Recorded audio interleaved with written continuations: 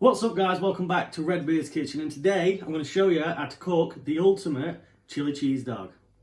Alright, let's start off with your ingredients. We've got 1 pack of bockwurst sausage. I've used 8 rashers of smoky bacon, chopped up, cheese, mixed beans, although I would recommend kidney beans, but this is all they add, Worcestershire sauce, tomato puree, chopped tomato, 1 chopped pepper, 1 chopped onion, red, and a green chili. I've got mincemeat and the buns, well, the rolls, whatever you like to call them. Now I'm making some wedges, so you don't actually need these are bacon potatoes, but if you want to make wedges, because I'll show you how to do that anyway, then you'll need a few potatoes. Right, so without further ado, and 1 beef stock cube. Without further ado, let's do it. Right, to start off with, you want to get your pan or frying pan nice and hot with just a drizzle of olive oil. Then we're going to throw in the pepper and the chopped onions. Then we're going to let them cook through until soft. Right, once your onion and pepper's soft and cooked, you want to break in your mincemeat. So just by hand like that, break it in. Alright, and once all that's in, we're going to cook until browned, and then I'll check in with you then.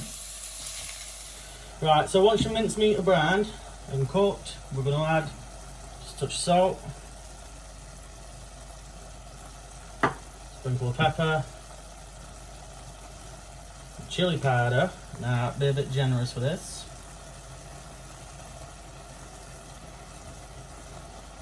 Alright, until it's pretty much covered. Dried oregano, only a smudge of this, you don't want it too overpowering. We're going to add your Worcestershire sauce.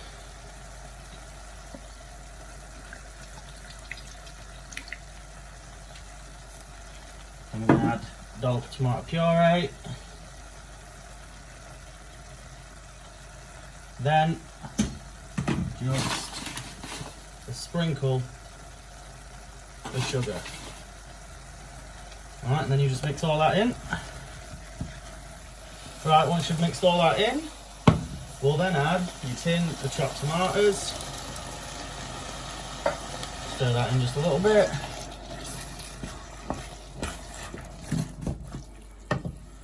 Then we'll add your beef stock. And this is good because this gives it extra flavour, this does. So you just add as much as you think you'll need. Then add your beans. Now be sure to sieve your beans and wash them before you use them. Then we stir in. And obviously that's not the consistency you want for a chili dog, so what we're going to do, is you're going to let it sit here and simmer for about 40 to 45 minutes. Right, sorry about the little break in the video, I had a phone call. But since we're back and your chili's simmering, what we can do is we can start prepping your sides. Now, as I mentioned earlier, I'm doing wedges, but you can do anything. If you want nachos, onion rings, they all go well with it. So yeah, I'm going to do them. I'll show you how to do them anyway, just in case you decide that's what you want. We're going to do the bacon, and I'm not going to bore you with this, but make sure you grill your rolls, because they'll hold up better when you put your chili in, and when we grill the cheese in the oven.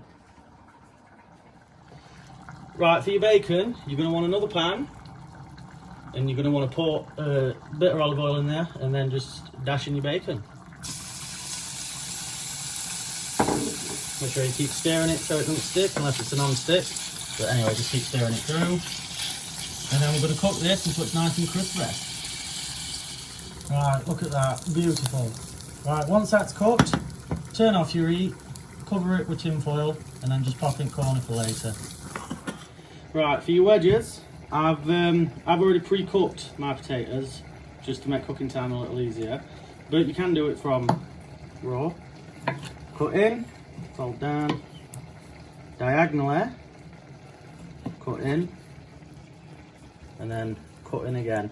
Now, because they're pre-cooked, you need to take a little extra care or they end up going smudgy. Obviously, if your knife's sharp enough when they're raw, it'll just cut straight through, but even when they're like that, pre-cooked, they go a bit sludgy. Right, and then just do it again. I'm not going to bore you because I've got a few to do, so I'll just skip to when we put them in the oven. As you can see, the wedges are done. All I did was get a baking tray, line it with baking paper, spread them out, drizzle with olive oil, and then I baked at 200 degrees for about 40 to 45 minutes. Bearing in mind, if you didn't pre-cook them like I did, it's going to take at least an hour. As you can see, our chilli is done. This is the sort of consistency you're looking for. Don't forget to taste test, see if it needs any more seasoning. Careful not to burn your mouth.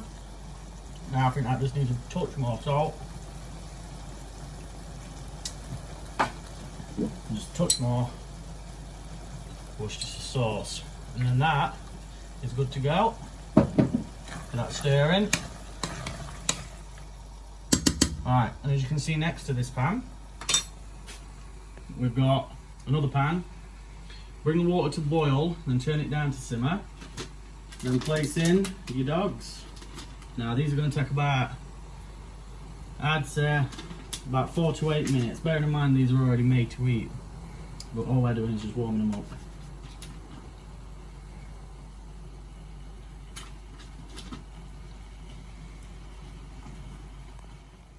And here comes the fun part, stacking them. So get your bread rolls, open them up, place in cheese. Now you can be quite generous. Grab one of your hot dogs, place in, push it down to make sure it sticks.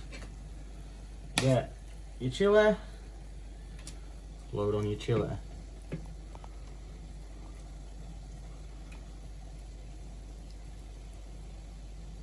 Then you get your bacon that we cooked earlier, sprinkle that on. More cheese. Sure to pat it all down. Then your green chilies.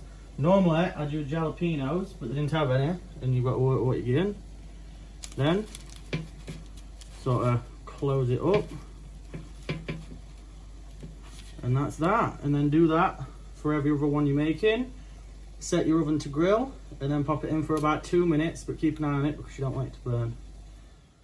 And there we have it, the ultimate loaded chili cheese dogs.